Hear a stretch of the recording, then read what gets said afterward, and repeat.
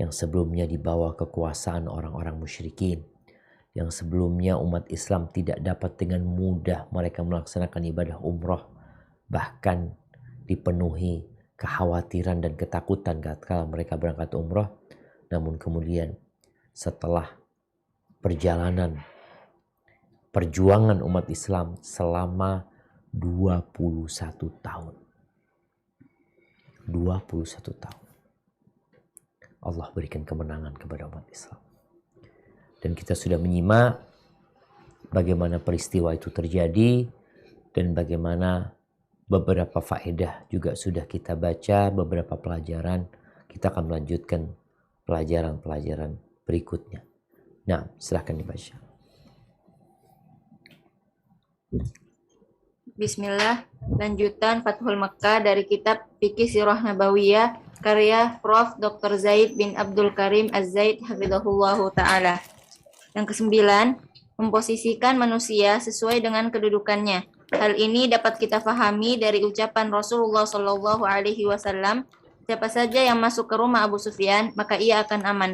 Di sini, Abu Sufyan mendapatkan kehormatan dan perlakuan istimewa karena ia adalah salah satu tokoh Quraisy. Barakallahu fikum. Kalau kita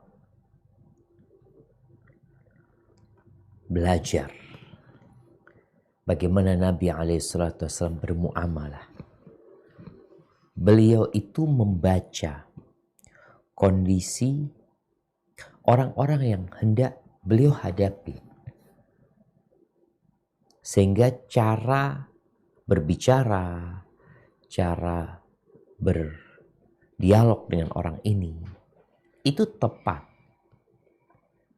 Maka di sini pentingnya seorang pendakwah juga untuk dapat informasi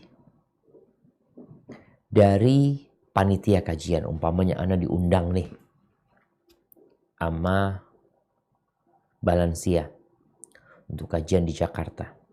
Lalu dikasih Ustadz, nanti akan ada yang mendampingi Ustadz, Fulan bin Fulan. Orangnya itu kayak gini, kayak gini, kayak gini.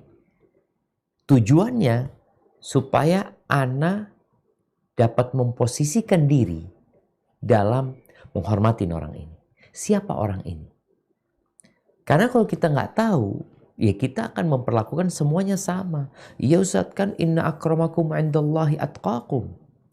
Yang paling mulia di antara kalian adalah yang paling bertakwa. Iya, di sisi Allah Azza wa Jalla, yang paling bertakwa adalah yang paling mulia. Tidak ada keutamaan buat orang Arab di atas orang Ajam. Tapi ini bagaimana kita menyikapi orang, maka kita perlu tahu posisi dia. Dia sebagai komandan, dia sebagai anak buah, dia sebagai ketua, dia sebagai bendahara, atau dia sebagai apa gitu. Ini penting buat kita. Karena dengan cara seperti itu, ya, kita akan sukses dalam bergaul dengan masyarakat. Dalam berdakwah, mengajak mereka. Seorang anak menghadapi orang tuanya, maka perlu dia cari tahu orang tua anak ini gimana sih, sukanya apa. Sehingga dengan cara seperti itu, dia bisa masuk lewat pintunya. Walaupun kalau bicara hidayah di tangan Allah Azza wa Jalla. Tapi kita hanya berusaha untuk ya menghadapi orang ini dengan cara yang tepat dan pantas buat orang tersebut.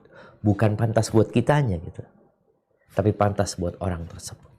Anda harus ngomong apa sama orang tersebut. Kita lihat bagaimana Nabi SAW ketika kirim surat ke Raja Raja. Beliau tulis. Min Muhammadin Rasulullah SAW ila Qaisar azimir Rum. Kepada Qaisar yang teragung di Romawi. Di Romawi sana dia diagungkan. Maka ini sebagai bentuk memposisikan manusia di posisi mereka sehingga kita dapat memperbaiki orang tersebut. Barakallahu fiik. Nah,